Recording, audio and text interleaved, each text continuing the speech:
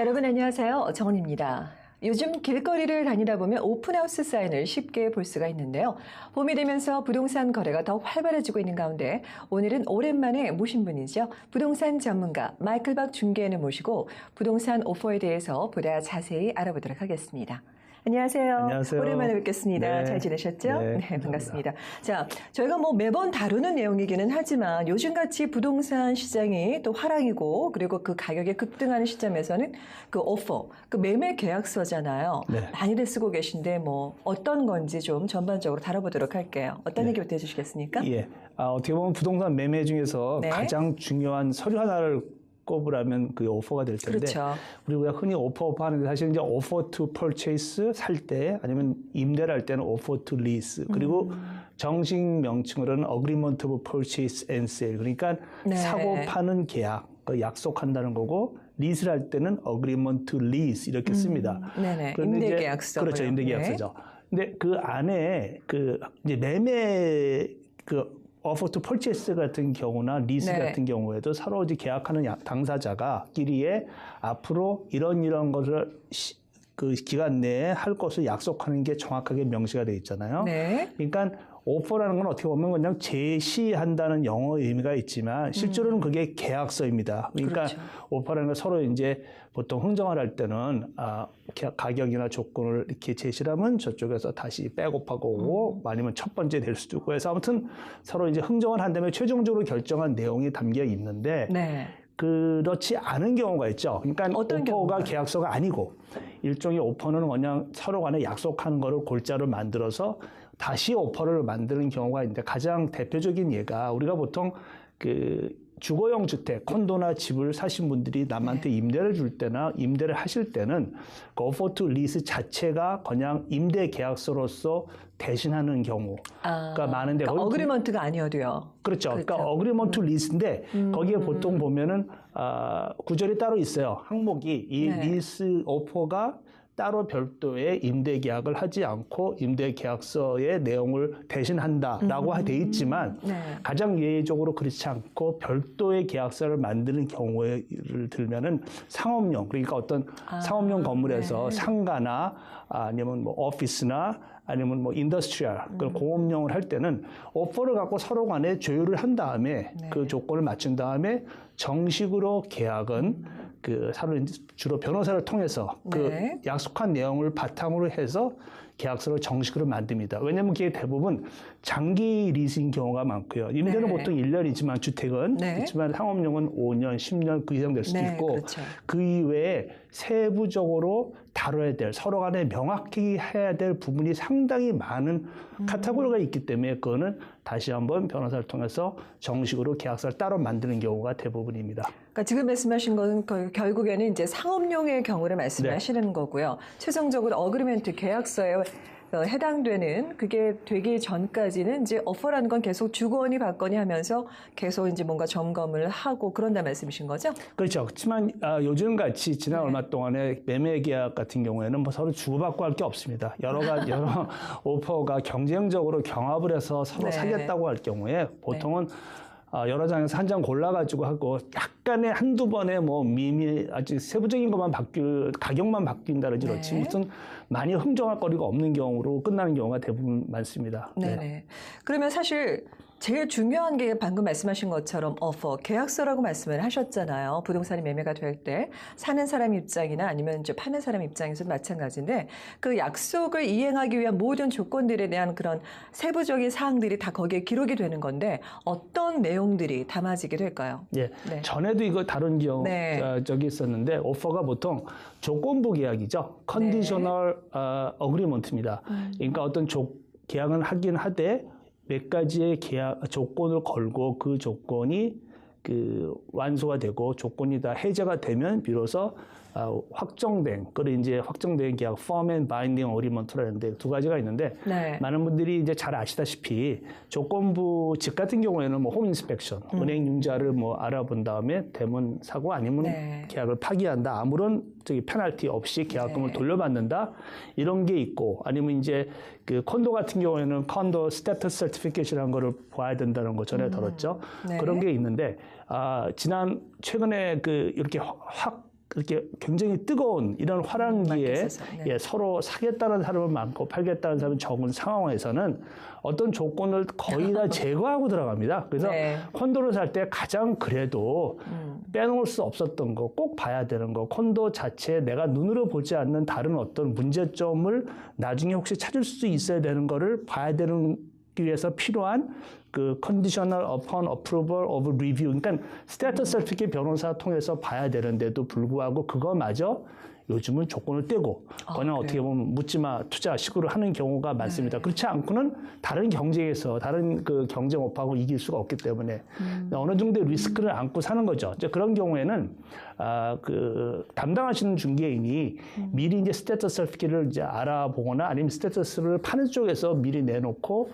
알려주고 네. 볼 사람한테 보고 컨디션 얻게끔 환경을 만들 수 있다든지 아니면은 그게 없다면 최소한 최근에 거래된 게 같은 빌딩 내에 거래된 게 몇 개 있는지 성사된 게 그러면 이게 몇 개가 성사됐으니까 뭐 큰 문제는 없겠거니라고 짐작을 하고 네. 그렇지만 약간의 리스크를 안고 하는 경우도 꽤 있습니다. 그러니까 결국에는 그 위험 부담이라는 게 고스란히 사는 사람들이 떠안게 되는 거잖아요. 그렇습니다. 그렇죠? 예, 그렇습니다. 네. 예. 그러면 아까도 말씀을 하셨는데 확정된 계약의 경우에 만약에 이제 미처 발견하지 못해서 놓친 부분이 있다. 그러면 그 취소가 가능한 건가요? 취소 확정된. 아직도 이런 네네. 시장에서도 제가 이제 가끔 모르시는 분이 전화를 하세요. 제가 집을 팔았는데 아무래도 잘못 판 것 같다. 대부분 이런 경우죠. 이게 가격이 급등한 시장에서 내가 120만 불 주고 2달 전에 팔았는데 불과 2달 만에 옆집이 똑같은 집이 160만에 팔렸다. 40만 손해 본 것 같으시잖아요. 그렇죠. 그때 상황에서는 잘 팔았다고 생각을 했는데 그럴 경우에는 내가 이 계약을 파기하고 네. 예, 계약금을 돌려주고 다시 팔 수가 있는지 아니면 네, 반대로 맞아요. 또 사시는 분도 사긴 샀는데 그때 급박하게 뭐 10장의 경쟁 오퍼하고 경쟁을 하다가 그냥 샀는데 너무 비싸게 샀다는 생각이 들 수도 있고 비싸게 샀을 때는 당연히 네. 은행에서 모기지가 안 나옵니다. 모기지는 전에 말씀드렸다시피 내가 계약한 계약금이나 아니면 은행에서 그 감정, 그러니까 가치 네네. 감정을 어프레이설에서 나온 어프레이서가 네. 두 가격 중에 낮은 거를 기준으로 하기 때문에 이렇게 화랑이 시장에서는 제가 항상 바이어들한테 말씀드리는 거는 이 가격에 사시면 감정이 안 나올 수도 있으니까 네. 그 안 나오는 부분의 차액만큼은 현금이 별도로 준비 안 되시면 살 수가 없습니다. 네. 좀 말이 안 되는 이런 상황이 있는데 그렇게도 할 수밖에 없죠. 그래서 삭제가 불가능하다. 아니 어떤 그 계약이 파기가 될 수 있는 거를 찾기 위해서 네. 가능 오퍼의 내용을 그런 이제 질문을 받으면 제가 대답할 수 있는 건 이겁니다. 계약금을 돌려주거나 몇 배로 돌려준다고 파기할 수 있는 건 아니고요. 네. 물론 상호 간에 합의만 되면 얼마든지 할 수 있습니다. 그 무엇도. 근데 이제 그렇지 않으면 오퍼 내용에 단 한 글자나 하나도 바꿀 수가 없습니다. 계약을 하고 그래요? 서로 흥정을 할 때는 말로 이럽니다. 집을 파는 사람이 클로징 데이트 바꾸는 건 아무 문제 없다. 많이들 우리는, 그렇게 하시잖아요. 그렇지만 그거 네네. 믿고 했다가는 그거를 서면으로 남겨놓지 않고는 할 수가 없는 것처럼 그 어떤 것도 바꿀 수가 없죠. 네. 그래서 오퍼의 내용에 대해서 내가 이거는 분명히 꼭 이거는 약속을 받고 가야겠다 하는 사항이 있다는 모든 것을 서면으로 남겨놓으셔야겠습니다. 결국 이제 구두상으로 이제 들어놓은 그런 계약 조건이라든지 내지는 뭐 요즘에 그런 분들이 들어 있어요. 뭐 녹음 같은 거 하시고 그러는데 그게 전혀 상관이 없다는 말씀이신 건가요? 녹음까지는 모르겠는데 네. 모든 건 이 라이팅으로 그러니까 그 서면으로 되어 있는 것만 네. 확정되어 있고 또 아셔야 될 게 오퍼의 우리 스탠다드라고 온타리오 부동산협회에 쓰는 대부분의 중개인들이 쓰는 스탠다드 오퍼 폼에는 기본적으로 들어가는 템플레이트 그 문구가 있습니다. 네네. 그거 이외에 우리가 스케줄을 붙여서 별도의 또 타이핑 찍어서 몇 가지 구절을 추가하거나 하는데 상반되는 상황이 있을 수 있어요. 그러니까 처음에 판박이로 박혀 있는 네. 그 스탠다드 클로즈하고 내가 추가한 거 추가하는 하면 거. 항상 추가한 것이 더 우선권을 갖고 처음에 처음에 이렇게 네. 판박이 됐던 거는 보다 훨씬 더 그게 효력을 있는 것도 아셔야 되겠습니다. 그리고 처음에 했다가 몇 개 지우고 서로 간에 뭐 이니셜에서 네, 바꿀 네. 때 그거는 확실하게 쌍방이 알고 이해하고 지웠다는 거를 흔적이 남기기 때문에 그에도 유효할 수 있죠. 그러면 사실 이렇게 요즘같이 부동산 시장이 좀 과열이 됐다 싶을 때 이럴 때 사실 그 집을 파는 사람 입장이나 사는 사람 입장에서 좀 매매 계약서, 오퍼를 작성을 할 때 조금 이전만큼은 꼭 알아두셔야 한다라는 어떤 팁을 주신다면 어떤 점들이 있을까요? 각각의 경우에. 가장 큰 네. 예를 들면요. 지금 이제 온타리오 정부에서 예산안이 발표가 뭐 제가 네. 방송 나갈 때 나왔는지 안 나왔는지 모르겠지만 뭐가 나올 것 같은데요. 네. BC 정부는 이미 15% 포린 텍스를 함으로써 시장을 확 냉각시키는 효과를 얻은 것처럼 네, 그러니까 외국인 만약에- 투자자 말씀하시는 그렇죠. 거죠? 그런 경우가 만약에 생길 때 과연 온타리오에서 집을 파는 사람 입장에서는 이거에 나한테 어떻게 영향을 미칠까 정도도 보셔야 됩니다. 다시 말해서 셀러의 에이전트는 리스팅 에이전트는 집을 팔 때 몇 명의 오빠가 경합을 해서 그중에서 가격 좋은 거를 선택하는 게 최고가 아니고 그 외에도 몇 가지 알 필요가 있는 게 네. 셀러 바이어가 이 사람이 외국인인지 아닌지 정도는 한 번은 네. 제가 정확히 점검은 못하겠지만 바이어 에이전트한테 넌지시 그 바이어의 상황에 대해서 물어보면 감을 잡을 수가 있죠. 그렇죠. 예, 그리고 과연 이 사람이 지금 경쟁이 있기 때문에 뭐 컨디션, 모기지 이런 걸 못 넣지만 과연 클로징 할 때 모기지를 받을 수 있을 만한 충분한 다운페이나 아니면 모기지를 받을 만한 자격이 되는지 정도도 감을 잡으시는 게 좋습니다. 네. 최근에 집을 파신 많은 분들이 최고의 가격의 오파를 선택했지만 클로징이 안 되기 때문에 모기지가 안 나와서 네. 클로징을 뭐 한 번, 두 번, 세 번 연기한다든지 딜레이를 하는 거죠. 그리고 또한 바이어 이름까지도 바꿔가면서 자기네끼리 딴 사람 찾아서 대신하고 딜을 살리는 경우도 종종 있는 케이스입니다. 그래요? 그만큼 모기지가 어려워졌고 만약에 네. 어떤 정책적으로 새로운 뭐 제재가 나오면은 이게 또 완전히 전체 픽처가 달라지기 때문에 또 이렇게 급박한 이렇게 핫한 마켓에서는 셀러 입장에서는 최대한도로 계약금을 많이 받는 게 좋겠고요. 네. 뭐 계약금을 받는다고 계약이 파괴된다고 계약금이 내게 되는 건 아니라고 전에 네, 말씀을 말씀하셨었죠. 드렸지만 그래도 계약금이 많으면은 바이오 쪽에서 그거를 잊어먹을 생각까지 하면서 좀 그런 찬스를 그런 가능성을 맞아요. 줄인다는 거죠. 네. 또 하나 클로징을 너무 길게 잡지 않는 게 좋습니다. 네. 가능하면 짧게. 그렇지만 집 사는 사람이 클로징을 짧게는 못 사겠다. 그러면 절충을 하셨어. 지금같이 셀러가 칼자루를 쥐고 있는 시장에서는 어느 정도는 협상할 때 좀 셀러 페이스대로 몰고 가서 클로징을 짧게 잡고 계약금을 많이 달라. 이렇게 하면은 가능할 수도 있는 거죠. 네. 시장 상황이 변함에 따라서 그게 뭐 요구하는 게 될 수도 있고 안 될 수도 네. 있지만 그렇고 바이어 입장에서는 요즘같이 이렇게 이런 화랑일 때 역시 마찬가지로 내가 집을 사기 위해서 무조건적으로 가격을 높여가지고 사는 것도 중요하지만 결국은 그분이 클로징 할 수 없을 모기지를 못 받게 되면 못하게 되면 그 다음에 계약금만 잊어먹는 게 아니잖아요. 그럼요. 그러면 그럼 다시 네. 셀러가 한테 법정 소송까지 갈 수도 있고 네. 그게 이제 결과적으로 뭐 어떻게 끝날지는 다른 얘기지만 소송까지도 책임을 져야 되는 거죠. 그러니까 오퍼 내용에 대해서 확실히 알아야 되는 게 중요하고 네. 그러니까 이렇게 급한 상황에서는 막 오퍼가 10장이 들어왔는데 그 자리에서 셀러 리스팅 에이전트가 다 점검을 하고 검토를 해야 되는데 시간적으로나 상황이 그렇게 여의치가 않은 경우가 많습니다. 맞아요. 그럴수록 천천히 좀 기다리게 하더라도 하나하나 잘 따져보시고 해야지 실수를 피할 수가 있고 네. 또 아까 말씀드린 것처럼 셀러 측에서는 나하고 거래할 사람이 과연 끝까지 계약을 이행할 수 있는 그냥 어떤 문제가 될 가능성이 혹시 얼마나 있는지도 한번은 가늠해 보시는 게 좋겠죠. 네. 그러니까 결국에는 이제 셀러 입장에서도 확인해야 할 부분들이 참 많겠네요. 무조건 지금 셀러 입장에서 이제 마켓이 리드하는 그런 우위인 상황인데도 불구하고 말씀하신 것처럼 몇 가지 주의사항을 좀 면밀히 살펴야 되겠네요. 예. 네. 이제 좀 이따가 다루겠지만 이 복수 오빠 상황에서 네. 가능하면은 요즘 뭐 이메일뿐 아니라 오퍼도 전자 일렉트로닉 사인이 돼가지고 직접 만나거나 팩스로 안 하고도 얼마든지 가능하게 됐는데 그럴수록 제가 셀러고 셀러 리스팅 에이전트면은 사람들 가능하면 다 부릅니다. 불러서 얼굴을 맞대고 해야 확실하게 그 바이어 쪽의 그 입장을 좀 알 수가 있는데 그냥 이메일을 딱 와보면은 어떤 파악하기가 굉장히 어려울 수가 있고요. 네. 그리고 사람을 많이 불러가지고 멀티 오퍼 상황에서 그런 상황에서 1대1로 하다 보면은 더 조정하기가 컨트롤하기가 쉽기 때문에 가능하면은 셀러 측 에이전트는 편하게 뭐 이메일 아니면 상황이 안 돼서 그럴 수도 있지만 가능하면 모든 그 바이어 측 후보들을 불러서 하는 게 좋다고 생각합니다.